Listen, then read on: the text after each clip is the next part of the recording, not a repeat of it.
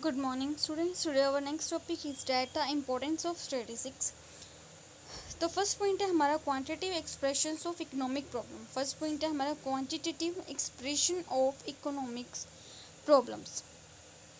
Means क्या है कि अगर हम बात करें द वर्ड क्वांटिटी हमें क्या बताता है। क्वांटिटी अपने नाम से ही क्लियर है। क्वांटिटी का मतलब क्या होता है, जब हम डाटा को किस में रिप्रेजेंट करते हैं, क्वांटिटेटिव टर्म्स में रिप्रेजेंट करते हैं, that is called quantity. Means मात्रात्मक रूप में या परिमाणात्मक रूप में इसको हिंदी में बोला जाता है। तो क्वांटिटी का मतलब क्या होता है, when we represents the data in a quantitative terms और a numerical sense is called quantity.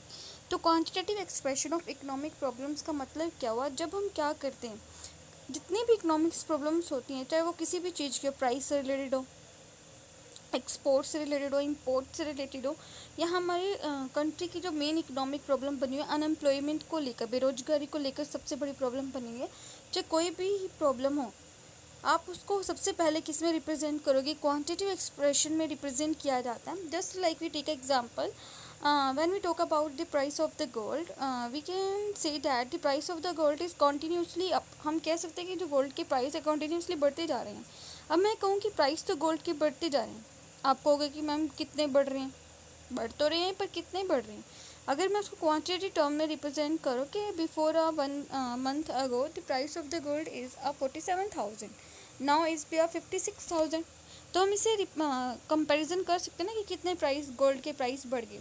तो फर्स्ट पॉइंट क्या हमारा quantity expression of economic problem. जितनी भी इकोनॉमिक्स की प्रॉब्लम्स होती हैं, आर्थिक समस्याएं, जितनी भी आर्थिक समस्याएं होती हैं, उनको किस में रिप्रेजेंट किया जाए, क्वांटिटेटिव टर्म्स में रिप्रेजेंट किया जाए, चाहे वो अनएम्प्लॉयमेंट की प्रॉब्लम हो, एक्सपोर्ट की, अदरवाइज और इम्पोर्ट की। सेकेंड पॉइंट है हमारा intersectoral and inter temporal comparison. Intersector, sector का मतलब क्या होता है, क्षेत्रीय, मीन्स एरिया वाइज। जब हम क्या करते हैं, एरिया वाइज प्रॉब्लम्स को अंडरस्टैंड करते हैं, that is called intersectoral. Inter temporal, temporal का मतलब क्या होता है, टाइम के अकॉर्डिंग जब हम कंपैरिजन करते हैं, that is called inter temporal comparison. When we talk about the intersectoral comparison की अगर हम बात करते हैं, तो economics do not stop merely at quantity expression of problems, they would try to further comprehend it through the intersectoral and intertemporal comparison। हम कह सकते हैं कि जो इकोनॉमिक्स के अंदर जितनी भी प्रॉब्लम्स हैं उनको हम क्वांटिटेटिव टर्म्स में रिप्रेजेंट करते हैं, पर इसके लिए ये भी ज़रूरी है कि आप उसको सेक्टर वाइज देख रहे हो या टाइम टेम्परल वाइज देख रहे हो। अब देखो, हम बात करें कि गोल्ड की बात कर रहे थे, अब गोल्ड के प्राइस की अगर हम बात करें तो आप उसको सेक्टर वाइज देखोगे या टाइम के अकॉर्डिंग देखोगे। टाइम के अकॉर्डिंग देखें तो वही मैंने बात की, 1 मंथ अगर जो गोल्ड की प्राइस थी 47,000 से, अब कितने हो गए उसके 56,000 गोल्ड के प्राइस बेसिकली चल रहे हैं। तो हम क्या कर सकते हैं, टेम्परल वाइज भी क्या कर सकते हैं, कंपैरिजन कर सकते हैं, तुलना कर सकते हैं। Thus, analyzing the problem of unemployment, the economics would like to know the magnitude of unemployment across the rural and urban sector of economy। अगर हम unemployment की बात करें तो रूरल सेक्टर में भी देख सकते हैं, गाँव में और शहरों में भी देखा जाए तो सबसे ज़्यादा जो अनएम्प्लॉयमेंट देखने को मिलती है वो हमारे रूरल सेक्टर के अंदर देखने को मिलती है। और इंटर टेम्परल की बात करें, टाइम के अकॉर्डिंग भी हम क्या कर सकते हैं, कंपैरिजन कर सकते हैं कि जब हमारी कंट्री के अंदर 1947 में जब हमारा कंट्री क्या हुआ था, आज़ाद हुआ था, इसको इंडिपेंडेंस मिली थी, तब क्या अनएम्प्लॉयमेंट कितना था और अब कितना हमारी कंट्री में अनएम्प्लॉयमेंट में कितना सुधार हुआ है। तो हम क्या कर सकते हैं, यहाँ पे कंपैरिजन कर सकते हैं। उसके बाद है working out of cause and effect relationship. जो हमारी नेक्स्ट इंपॉर्टेंस है वो working out cause and effect relationship को लेकर है। इकोनॉमिक्स क्या करती है, ट्राई करती है फाइंड आउट करने के लिए कोज और अफेक्ट रिलेशनशिप देखना चाहती है, किसके बीच में, डिफरेंट सेट्स ऑफ डाटा के बीच में रिलेशनशिप देखती है, कोज एंड अफेक्ट का रिलेशनशिप देखती है। This enables them to attempt an effective diagnosis of problems and accordingly suggest some effective remedies. और फिर क्या करती है कि इफेक्ट डायग्नोज करने की प्रॉब्लम को, जो भी उसके आगे सामने प्रॉब्लम्स आते हैं उनको क्या करते हैं, डायग्नोज करते हैं, देखने की कोशिश करती हैं। उनका डायग्नोज का मतलब क्या होता है, अगर किसी को कोई भी हम कह सकते हैं डिजीज़ होती है, बीमारी वगैरह होती है, उसको क्या किया जाता है, उसकी प्रॉब्लम को डायग्नोज किया जाता है, देखा जाता है कि कैसे उसके प्रॉब्लम्स पॉसिबल है, कैसे हम उसका सोल्यूशन फाइंड आउट कर सकते हैं। जस्ट लाइक अब हमारी कंट्री में कोरोना का केस चल रहा है, तो सबसे पहले डायग्नोस देखी गई कि कोरोना की डायग्नोसिस चल रही है, अब उसको कैसे रिमूव आउट किया जा सकता है, हम उससे कैसे सॉल्यूशंस फाइंड आउट किए जा सकते हैं। बहुत पतंजलि की भी वैक्सीन लॉन्च आउट की गई, और भी कंट्रीज़ ने लॉन्च की थी, अब रशिया ने लॉन्च किया, देखो अब उसका ट्राई आउट चल रहा है। तो हम क्या करते हैं कि इसके अंदर जो हम बात करें कॉज एंड अफेक्ट रिलेशनशिप के अंदर, कॉज और अफेक्ट रिलेशनशिप देखते हैं। अब यहाँ पे हम डिमांड और इन्वेस्टमेंट का एग्जांपल ले सकते हैं। इन्वेस्टमेंट, अब डिमांड का मतलब क्या होता है, मांग। अब किसी कमोडिटी की डिमांड हम कब करते हैं, जब उसके प्राइस क्या होते हैं, बेसिकली कम होते हैं। देखो हम नॉर्मल अपनी बात करते हैं, अगर किसी कमोडिटी के प्राइस कम होंगे तो हम उसको ज़्यादा खरीदेंगे, अगर उसके प्राइस बढ़ जाएंगे तो हम उसको कम खरीदना शुरू कर देंगे। अब मान लेते हैं अगर कमोडिटी की जो प्राइस है मार्केट के अंदर क्या है, बहुत ज़्यादा चल रहे हैं, तो उसकी डिमांड क्या हो जाएगी, कम हो जाएगी। If the economics come to know that it is a basically decline in the demand, that investment in the economy has tended to shrink। अगर किसी commodity की मार्केट के अंदर डिमांड कम हो जाती है तो जो प्रोड्यूसर होते हैं, जो गुड्स को प्रोड्यूस कर रहे हैं, जो हमने कंसेप्ट स्टडी भी किए थे स्टार्टिंग में, गुड्स को प्रोड्यूस कर रहे हैं, अगर हम जैसे कस्टमर डिमांड ही नहीं करेंगे, जो बनाने वाला है गुड्स को बनाने वाला, क्या वो इन्वेस्टमेंट करेगा, नहीं करेगा, वो श्रिंक कर देगा, इन्वेस्टमेंट में कमी कर देगा। तो हमें क्या करना चाहिए, कॉस्ट और अफेक्ट रिलेशनशिप भी देखना चाहिए कि अगर हमारी कंट्री के अंदर डिमांड कम हो रही है तो उसका कारण क्या है, उसका अफेक्ट किसके ऊपर पड़ा, इन्वेस्टमेंट कम कर दी प्रोड्यूसर ने। तो क्या कहता है, स्टैटिस्टिक्स कॉज और अफेक्ट रिलेशनशिप भी एस्टेब्लिश करता है। नेक्स्ट पॉइंट है हमारा इकोनॉमिक्स मॉडल का। ठीक है, इसको हम बोल सकते हैं कंस्ट्रक्शन ऑफ इकोनॉमिक्स थ्योरीज या इकोनॉमिक्स मॉडल बोल सकते हैं, आर्थिक सिद्धांत। हमारी जो इकोनॉमिक्स का बेसिक जो हम कह सकते हैं, हाँ बेसिकली जो सिद्धांत हमारे इकोनॉमिक्स का, वो प्राइस और डिमांड के रिलेशनशिप का। अगर हमारी कंट्री के अंदर किसी कमोडिटी के प्राइस के डिमांड की अगर हम बात करें, डिमांड बढ़ती है, ठीक है, किसी कमोडिटी की अगर मार्केट के अंदर डिमांड क्या होती है, इंक्रीज होती है। कब इंक्रीज होगी, जब उसके प्राइस क्या होंगे, कम होंगे, तभी हम उसकी डिमांड को ज़्यादा करेंगे। अगर उसके प्राइस बढ़ जाएंगे तो हम डिमांड क्या करनी शुरू कर देंगे, कम करना शुरू कर देंगे।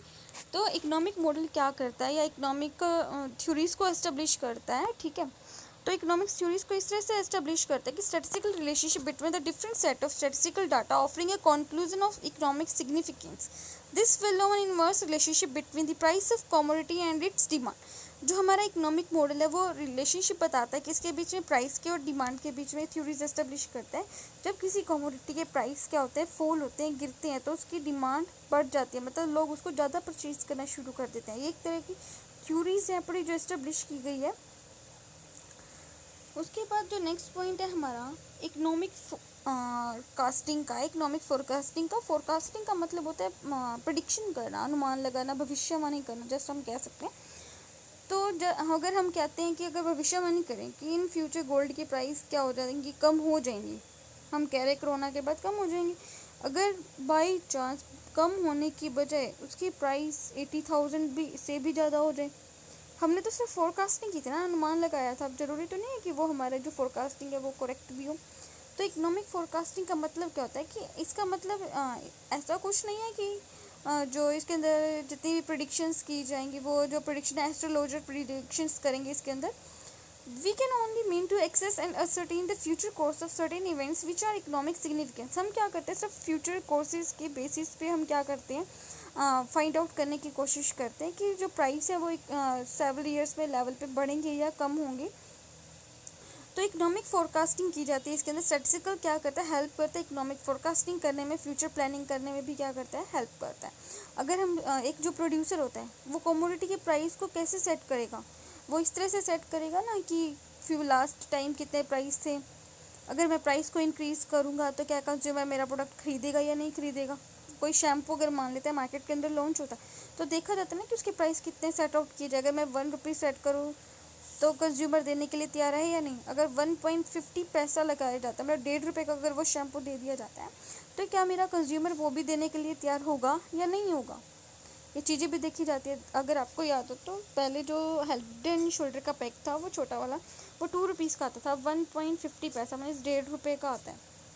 उन्होंने कम किया क्योंकि डिमांड क्या हो रही थी, कम हो रही थी हेड एंड शोल्डर शैम्पू की। तो इसके अंदर क्या की जाती है, इकोनॉमिक फोरकास्टिंग्स भी की जाती है।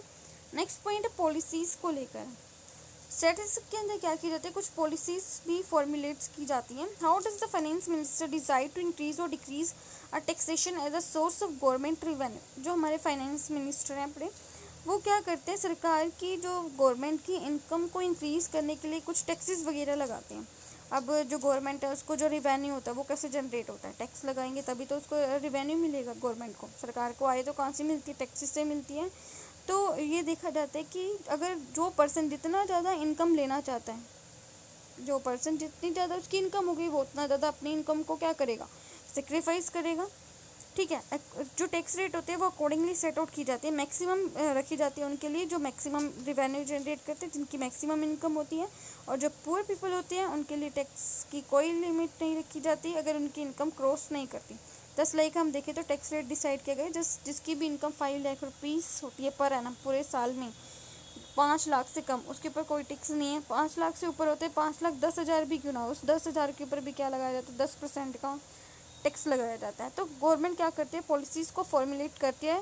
स्टैटिस्टिक्स क्या करते हैं, उन पॉलिसीज़ को फॉर्मुलेट करने में भी हेल्प करते हैं, क्योंकि हम क्या कहते हैं, statistics is a quantitative representation of data. हमने क्या डिस्कस किए हैं, इम्पोर्टेंस डिस्कस किए हैं स्टेट की, जिसका हमारा फर्स्ट नेक्स्ट पॉइंट रह गया इकोनॉमिक इक्विलिब्रियम का। इक्विलिब्रियम की अगर हम बात करें, इकोनॉमिक इक्विलिब्रियम कहाँ पे होता है, इकोनॉमिक इक्विलिब्रियम बेसिकली वहाँ पर होते हैं जहाँ पे एक प्रोड्यूसर क्या चाहता हो, मैक्सिमम प्रॉफिट। प्रोड्यूसर है, ऑब्वियसली बात है, मैं गुड्स बना रही हूँ, मैं तो प्रॉफिट चाहूँगी तभी तो उस गुड्स को बना रही हूँ। और अगर मैं कहूँ कि मैं कंज्यूमर हूँ एक लेवल पे, तो जो प्रोड्यूसर बनाने वाला कहीं तो किसी गुड्स को बाहर से वो भी परचेज़ करता होगा। ऐसा थोड़ी है कि वो सभी गुड्स खुद बना लेता, कभी तो कंज्यूमर बनता होगा। तो वो क्या करेगा, चाहेगा मैक्सिमम सेटिस्फेक्शन भी मिले। अब मैं चाहूँगी प्रोड्यूसर हूँ तो मैक्सिमम प्रॉफिट भी चाहती हूँ, और जब मैं कंज्यूमर बनती हूँ तो अपनी मैक्सिमम सेटिस्फेक्शन भी चाहती हूँ। तो एक इकोनॉमिक इक्विलिब्रियम कहाँ पे होता है, जहाँ पे प्रोड्यूसर को प्रॉफिट होता हो और कंज्यूमर को मैक्सिमम सेटिस्फेक्शन होती है। ये थी हमारी कुछ इंपॉर्टेंस, किसकी, स्टैटिस्टिक्स की इंपॉर्टेंस थी। आई होप आपको अच्छे से क्लियर होगा, क्योंकि थैंक यू। नेक्स्ट वीडियो में हम डिस्कस करेंगे लिमिटेशन ऑफ स्टैटिस्टिक्स की लिमिटेशन डिस्कस करेंगे। Then way our chapter is closed, अपना हमारा फर्स्ट चैप्टर ख़त्म हो जाएगा। Thank you.